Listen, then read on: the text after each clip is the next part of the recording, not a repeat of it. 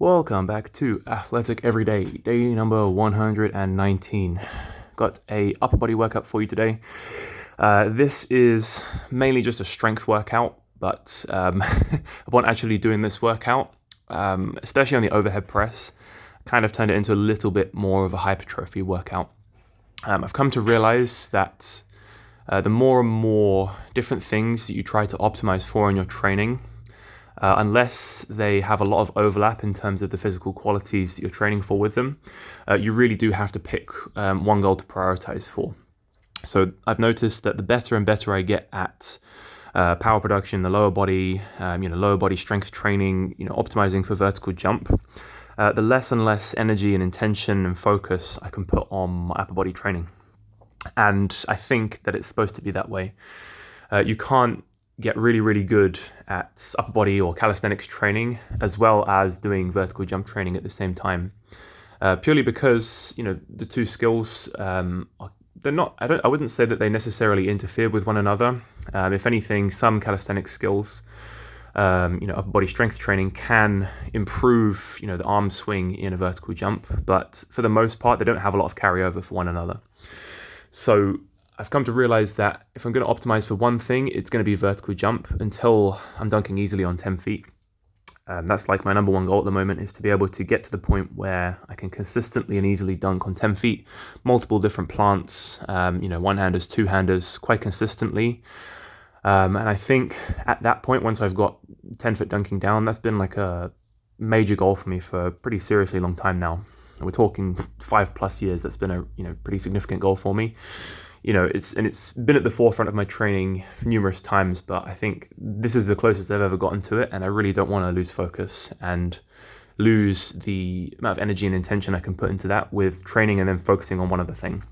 It's like say one thing and then do another. Say you want to get really good at vertical jump and then get obsessively into doing overhead press and maximize my split jerk or maximize my weighted pull-ups, when really they don't actually help to benefit vertical jump all that much. That's not to say you can't train upper body on off days, which is literally what I do. I do 4 lower body days a week, all vertical jump training, sprints, jumps, squats and everything, lower body strength training, power training, cleans. Then on my off days, I'll do 3 upper body days focusing on, calisthenics and weight training. But yeah, it's very difficult to optimize for 2, and it just means that training is a lot less stressful when you don't have any pressure on yourself to perform well in the upper body movements. You're just doing them for fun, which is the kind of mentality I had for the overhead press today. Usually I would try and get into triples or even 5s with 60 kilos or more, and come to think of it, I haven't been that strong in overhead press in a couple of weeks or even a couple of months now.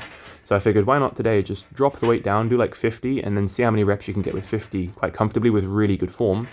And I managed to get 8. 8 for 50 is pretty decent for me. I think I've done 10 before as a 10 RM, with 50 kilos. But it's quite nice to be able to really focus in on the form, lock in, make sure that my shoulders are even, I'm not pushing unevenly, I'm not getting any imbalances, I'm not having a shoulder shift when I do it. And it just felt really good. It felt like all the muscles in my upper back were lighting up and activating. I could feel my shoulders working, and the lockout at the top of every single rep felt really strong.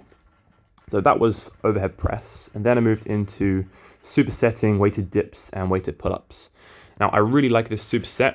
The original plan is to do whatever I can do for a set of 3 with a pronated grip weighted pull-up.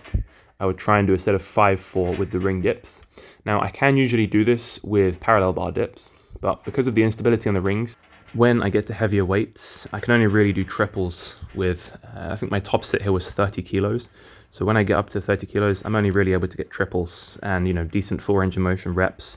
And I only decided on the last rep to do the full turnout because it just makes the reps so much harder. And then I guess the retort to that is maybe you should be doing less weight on the ring dips, and you're probably right. And I think next time focusing on doing a turnout is good, but then again, the main purpose of me doing dips is mainly to focus on getting the bottom of that range of motion, that full stretch across the shoulders and the chest, to really replicate that arm swing when you do a vertical jump. So obviously the turnout at the top is, it's more aesthetically pleasing, it's better for lockout in the triceps. But once again, as I mentioned previously, my main focus right now is to improve my vertical jump. And I don't think adding in a ring turnout at the end of every single ring dip is going to necessarily help with that.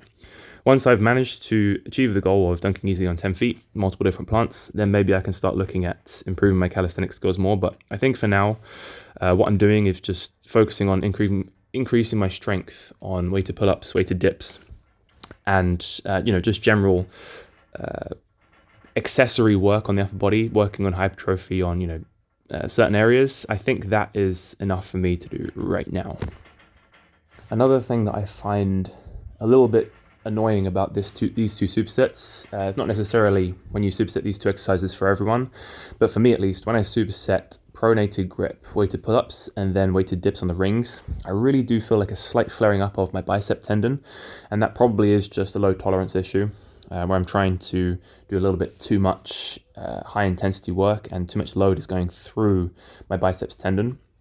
And so I think also maybe lowering the load or just focusing on slowing the reps down rather than trying to do them explosively can make a bigger difference for helping to reduce that pain. Also some isometrics, the tendons in the biceps are no different from the tendons in the knees or any other joint in the body. If you do an isometric hold and you just do some work to get some good blood flow, or even some pump work to get some blood flow into that region, I think that can also alleviate the pain. So that may or may not be something that I start to incorporate more into my upper body days when I do the accessories at the end of the session, to see how, I'm going to see how the pain is in the tendon throughout the workout. If it gets worse, then I'll start incorporating more isometrics into the accessories. And then if it doesn't, I probably won't. Then neck training.